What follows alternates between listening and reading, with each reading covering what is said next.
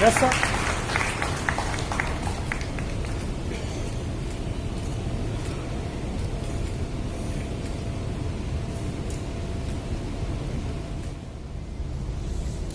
Honorable Shri Ramesh Vyas,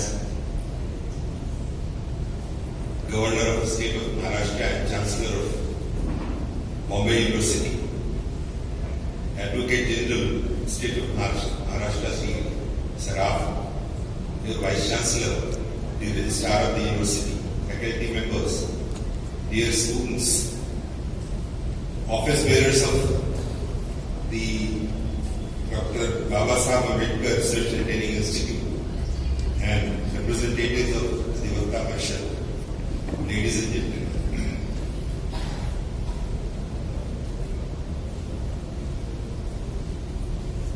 When I entered the precincts of this university, I felt as if I am amongst Firoz Shah Mehta's,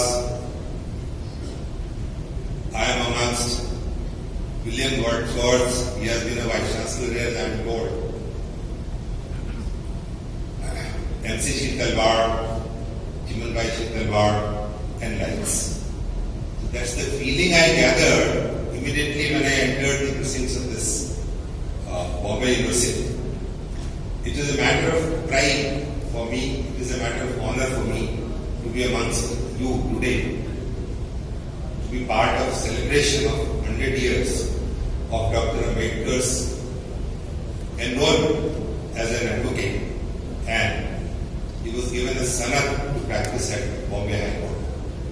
It was 1923. Everyone sitting here is aware of his contribution to the constitution making, his contribution to the social movement for equality for the depressed classes. That is also very well known. But over and above all, he was primarily a scholar. After graduating from Elphinstone College at Bombay, he went to University of Columbia in the United States of America and got 2 degrees, that of an MA degree and also a PhD. What was his subject? He was primarily a student of economics, and all his research work, both at Columbia University for his thesis, which led to award of PhD degree, as also to his degree awarded to him by London School of Economics, that is the degree of BSc. The subject of his thesis related to economics. Apart from celebrating 100 years of his admission to the bar, there is another event related to his life which occurred in the year 1923, and that was the award of his PhD degree by London School of Economics. He pursued his law course. He was called by Gray's Inn as barrister, and simultaneously he obtained his MSc in Economics and a PhD degree on the thesis written on the monetary system of India. He was a great scholar of economics. Primary work, his scholarly work in the field of law came later. Before that, his research work, his thesis, etc., all related to the field of economics. And the BSc award, the degree of BSc was awarded to him on the thesis concerning rupee, our currency. So, this aspect of his life should also be remembered today. It is only in 1923 that he was awarded a PhD degree by an institute as famous as London School of Economics. The topic to be discussed today or deliberated today is Dr. Ambedkar's role as a jurist. As an academician, his contribution is that he was a lecturer in this government law college here in Mumbai itself. Later on, he became principal of government law college for 2 years. And at that time, when nobody could envisage the 5-year law courses, he gave a very good suggestion or a very good formulated certain points and gave it to the then government for reforming the legal education in the country. So that is his contribution as an academician, as a scholar, and as a jurist. I would like to mention 2 or 3 cases which he took up as a lawyer successfully. The first case related to defamation. There was some book written by 2 Marathi gentlemen. It talked about something about Bal Gangadhar Tilak and one of his colleagues. Both the gentlemen were convicted by the trial court under 499 and section 500, which is presently in the panel court. He successfully defended both the gentlemen by saying that defamation in respect of a dead person, this action can be taken only by his family members or his near relative. So challenging the locus of the gentleman who had initiated the action of defamation in respect of something said about Bal Gangadhar Tilak and one of his colleagues, that is how he defended it. That is one case for which he is remembered as a lawyer. The second case is in relation to again defamation concerning a British young man who was one of the founders of the Communist Party. Everybody knows Dr. Ambedkar did not go pally with communists or their ideologies, but see his zeal to defend the right of free speech. He defended that fellow in a defamation case by submitting that whatever has he said, it is concerning the colonialism, the imperialism of the British Empire, and nothing against the government. So he was also successful in defending it.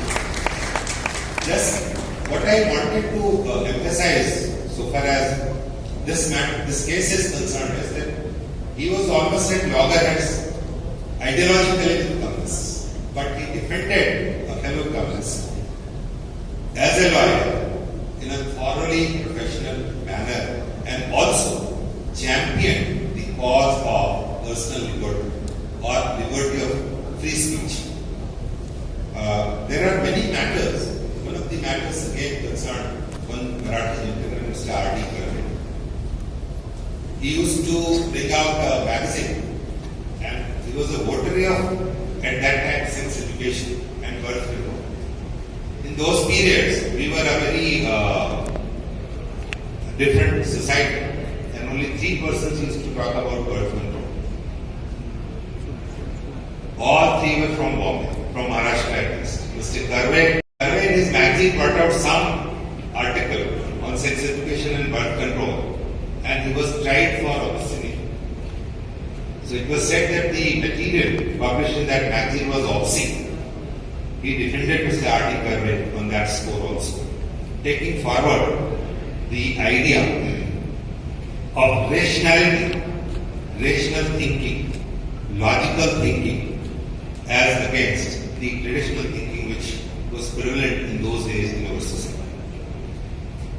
Apart from his contribution to framing of the Constitution, his greatest contribution to my mind as a jurist is when he presented. He was the first law minister of the independent country, independent India. He had a great debate with Nehru and others when he was presenting Hindu court bill. That was a revolutionary idea at that time, considering those times. So initially, Nehru was with him, but then somehow he parted ways from him. But it was Dr. Ambedkar's vision and his deep study, even in Hindu old scriptures, that ultimately led the parliament pass Hindu court bill in 1956. At that time, he had to face a lot of criticism from the rest of the society. But then this is one such legislature which has taken our country a way forward. That's my belief. And his contribution as a legal scholar, as a statesman, as a jurist is manifest in passing of the Hindu Code Bill, which is very progressive legislation, which has brought some sort of equality and a step ahead to remove the gender inequality amongst Hindus.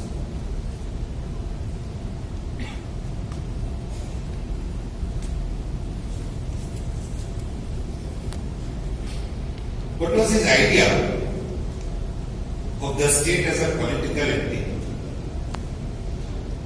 All his struggles in social causes were ultimately to be given expression in some or the other form of laws of the court. So what he envisaged was that through the process of legislation, through law-making processes, through framing of the constitution, one of the roles, as you understand, of legislation is to bring social change also. So that way his vision to use legislation, process of legislation, as a tool to transform the society, that to my mind is also one of the greatest contribution of Dr. Ambedkar as a jurist. He was not only the chairman of the drafting committee, but if you read what all went on in the Constituent Assembly, on every single issue which cropped up, he steered the debate, he initiated the debate, and last word I may tell you in all matters was that of Dr. Ambedkar, and nobody else. But how has he evolved? See the background where he was born, see the family background where he was born, see the struggles of life which he had to undergo, and then he was such a sharp-minded person and a very, very, what should I say, sensitive to the causes of the downtrodden, of the depressed classes. So, today's celebration, I must acknowledge my gratitude to the organizers of this function. It is not only his induction as a lawyer at the bar, but also to celebrate all what has been done, all what has been his contribution as a jurist. I would conclude by reminding all of you sitting here his last words perhaps in the Constituent Assembly. Immediately before 26th of November 1949, when the Constitution was adopted by the Constituent Assembly, on the eve of it, or 2, 3, 4 days before that, one of the members of the Constituent Assembly asked Dr. Ambedkar, Dr. Ambedkar, what do you think? How has this Constitution come up?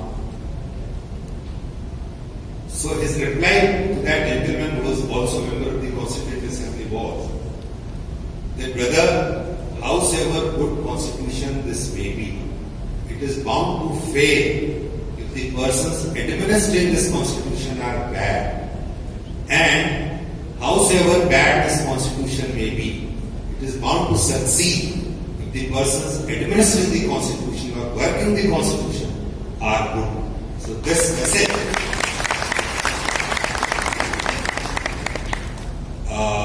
I wanted to